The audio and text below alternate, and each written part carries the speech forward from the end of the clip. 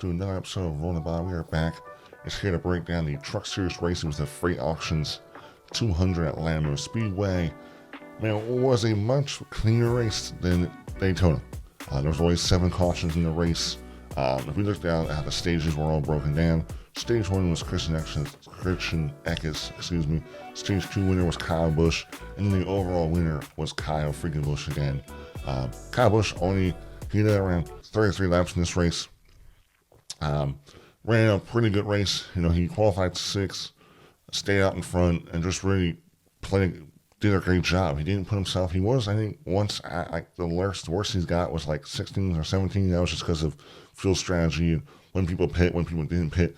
But he kept himself up front and really did a good job of being there at the right time.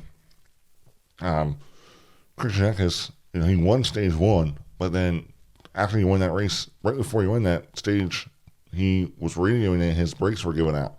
And that was a dangerous situation.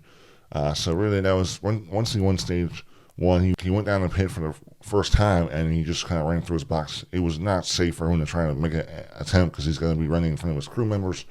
So then after a couple of laps, it didn't really work out. He had to go into the garage, and he was done for the day. It looks like he had some brake fluid leaking. So that really just killed it because he had a good truck. I thought he and Tyler Ingram led 46 laps. Young rookie. I don't know. I think this is his second year, but he's young and ran a really great race. I was impressed with Tyler. I'm not even sure if he's 20 years old yet. I'll check that, but that was a good run. I feel like the race, there wasn't as many wrecks. Ran 7 cautions. They ran really well. I felt like the top lane was the most effective lane. The bottom, you didn't. First, for one, there wasn't as many trucks running at the bottom lane, so it was really hard to get that bottom lane really working. You never saw that 2x2, blocking. You didn't see the leader blocking both lanes much at all. It was mostly that the top lane was the dominant lane. So a lot of single file train racing. It still made it interesting, especially near the end of this race when Kyle Busch was leading and you were waiting to see if Ty Majeski was going to come out ahead of him.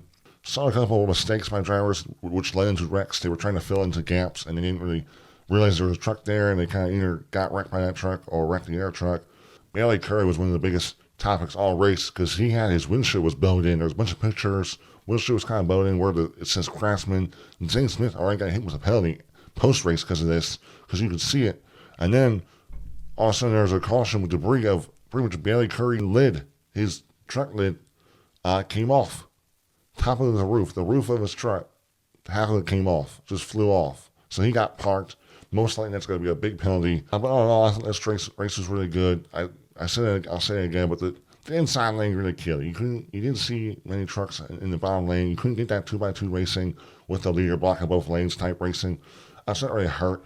If we go over the top 10 for this race, Kyle Busch first, Ty Majeski second, Corey Heim third, Taylor Gray fourth, Nicholas Sanchez fifth, Caden Honeycutt 6th, Tyler Ingram 7th, Raja Caruth, Daniel Dye 9th, and 10th Dean Thompson. I feel bad for Tyler Ingram because he made a bad decision going for the lead there to make a run. It was only him, and there was no one else in the bottom lane, and he didn't have enough momentum to get to the lead, and then he just fell back like a sitting duck. That really killed him. I think he should have waited. It was like 26 laps ago when he did that move. I think he should have waited later, like what Kyle Busch did. Kyle Busch waited until near the end of this run. Also due to the fact that Grant Enfield was leading less than 23 laps and it looked like he had an issue. Kyle Busch made a run on him, and then right after Grant Enfield got past, he just fell back like a rock. So I think he had some issues. Got in the wall there too. Set race stinging. There was a lot of opportunities for a bunch of different drivers besides Kyle Busch to win this race, but when it came down to business, Kyle Busch figured it out. This is Kyle Busch's first non-Cup Series Super Speedway race since 2015, where he broke both his legs, I believe. So he's back. He didn't really want to do this race because it's not like his cup of tea, Super Speedway racing, but when he got in the race and it made it happen and won this race. If I'm going to give this race a rating, I'm going to give it around, a 6.5 because of the bottom lane. You didn't get that. It's not a traditional Super Speedway. I know that's what they want it to be. It just doesn't race like that. And who knows what the future will look like when this track wears. What will NASCAR do? I know Danny Hamlin was saying that he expects this type of racing to stay at this track. NASCAR will, the more of the track wears out, they're going to make a tire that has more grip to allow it. So it'll be interesting to see how this track evolves and how the racing continues. I wish there was a little less train racing and a little more traditional racing, but all in all, I thought the race was good. It was fine. It wasn't as wreck-festy. You didn't see as much of a mess of a bunch, 10, 11, 12 plus cautions in the race. So all I thought was good. So besides that, congrats Kyle Busch, and let's head into our next topic. Next thing I wanted to discuss is it looks like Amazon Prime could be a landing spot for Dale Earnhardt Jr. going into the 2025 season. Dale Earnhardt Jr. is not currently signed to NBC. Now, I assume for this 2024 season, he will be signed with NBC for at least a 1-year deal, or Dale Earnhardt Jr. he did say he wants to stay at NBC. But who knows? If he's getting a better offer and more money from Amazon Prime to do less races, like 5 races, maybe he does that. I assume, if anything, Dale Earnhardt Jr. will take a 1-year deal, and then going into 2025, he'll look at his options.